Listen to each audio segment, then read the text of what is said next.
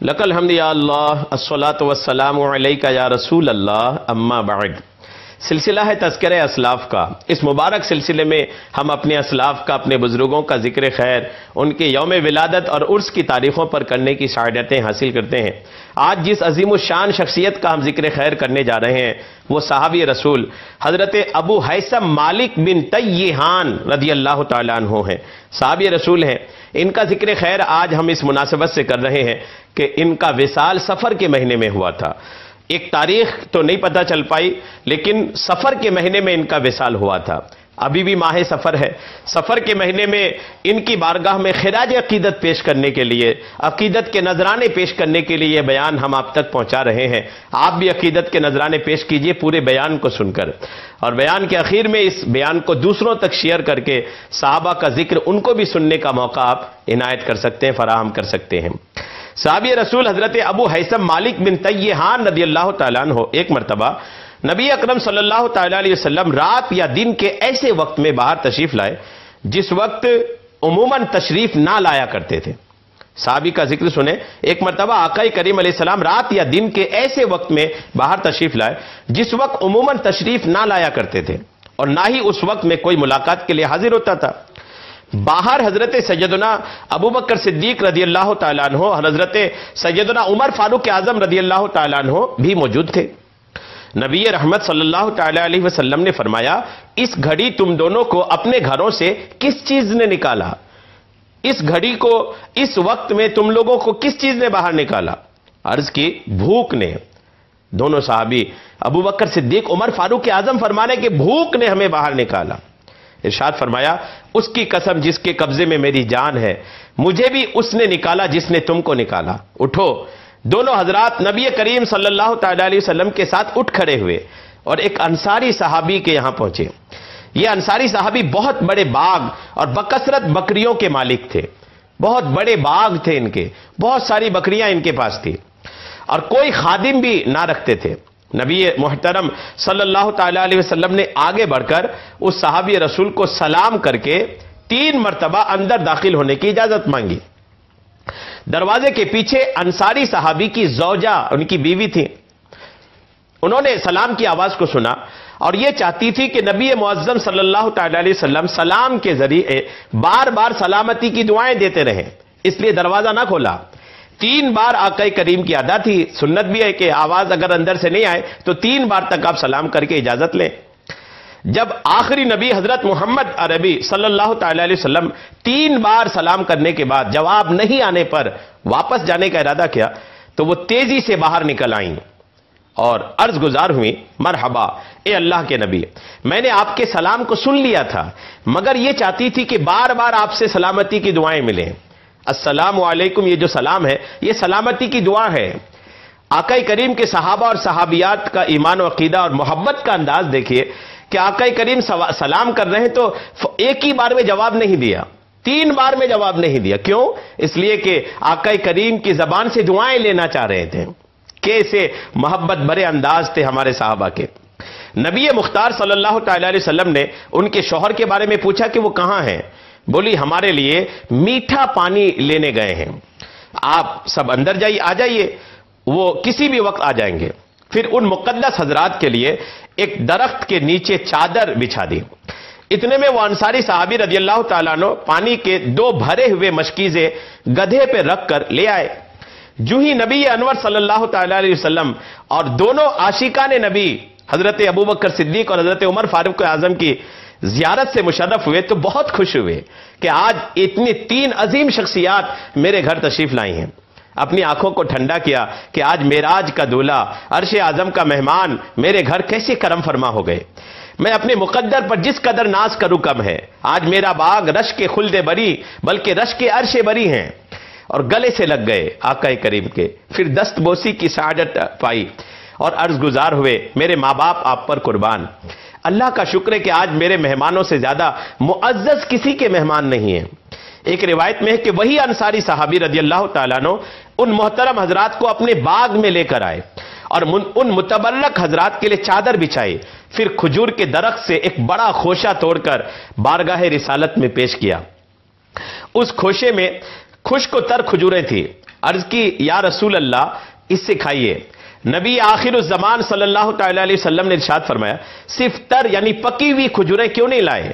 عرض کی یا رسول اللہ صلی اللہ تعالی علیہ وسلم میں نے مختلف قسم کی کھجوریں حاضر خدمت کر دیں تاکہ جو آپ کا دل چاہے آپ اس سے تناول فرما لیں.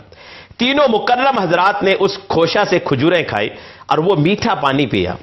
پھر انصاری صحابی رضی اللہ تعالیٰ عنہ نے اپنی زوجہ سے پوچھا تم نے پیارے نبی صلی اللہ تعالی علیہ وسلم کے لیے کیا کچھ تیار کیا؟ زوجہ نے کہا نہیں. یہ سن کر انہوں نے فرمایا اب کھڑی ہو جاؤ. ادھر زوجہ محترمہ نے جو لیے اور انہیں پیسا، ادھر انصاری صحابی نے چھری پکڑی اور بکریوں کی طرف بڑھے تاکہ ان معظم مہمانوں کے لیے کھانا تیار ہو سکے. یہ دیکھ کر نبی کریم صلی اللہ تعالی علیہ وسلم نے فرمایا دودھ والی بکری ذبح نہ کرنا. جان و دل قربان کرنے کا جذبہ رکھنے والے ان انصاری صحابی نے فرمان نبی پر عمل کیا اور اپنے مبارک مہمانوں کے لیے بکری یا بھیڑ کا بچہ ذبح کیا. پھر گوشت پکا کر ان باوقار مہمانوں کی خدمت میں پیش کر دیا. حضرت سیدنا عبداللہ ابن رواحہ رضی اللہ تعالیٰ عنہ نے اس مہمان نوازی کا نقشہ کھینچ کر اشعار کی لڑی میں پیرو دیا ہے. ایک شعر کا ترجمہ ملاحظہ کیجیے کہ میں نے کسی قوم کے لیے اسلام جیسی عزت نہیں دیکھی اور نہ ہی عراشی کے مہمانوں کی مثل کوئی گروہ دیکھا. الحمدللہ. پیارے پیارے میرے ناظرین، پیارے نبی اور ان کے پیارے اصحاب کی دلداری اور اتنی پیاری مہمان نوازی کرنے والے وہ پیارے صحابی حضرت سیدنا ابو ہیثم مالک بن تیہان رضی اللہ تعالیٰ عنہ تھے.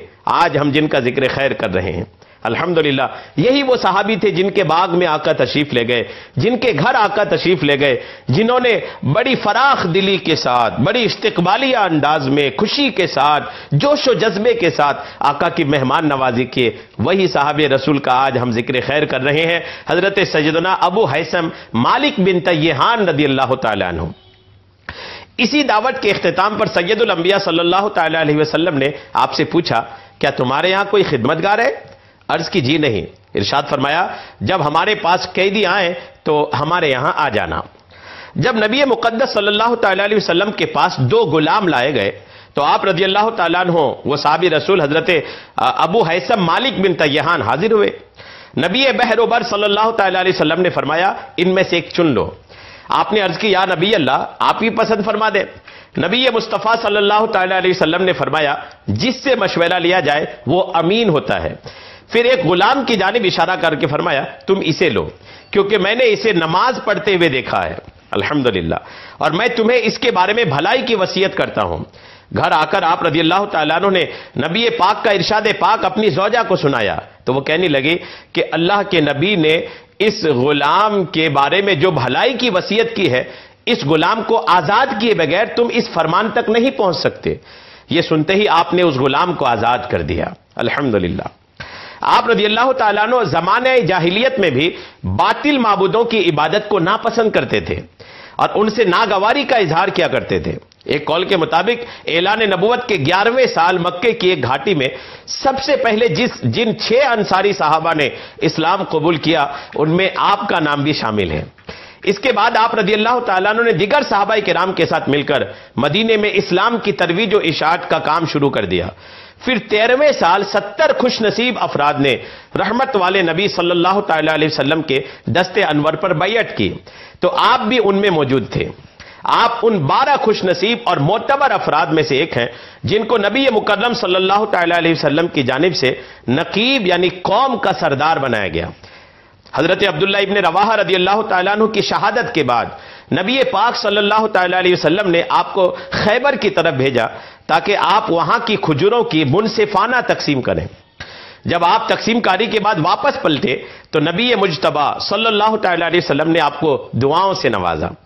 آپ رضی اللہ تعالیٰ عنہ جنگ بدر، معرکہ احد اور تمام غزوات میں نبی دلدار صلی اللہ تعالی علیہ وسلم کے ساتھ کفار سے لڑتے اور تلوار کی جوہر دکھاتے ہوئے نظر آتے ہیں. میدان جنگ میں آپ 2 تلواریں رکھا کرتے تھے، اسی وجہ سے آپ کا لقب ذو السیفین یعنی 2 تلوار والے تھے.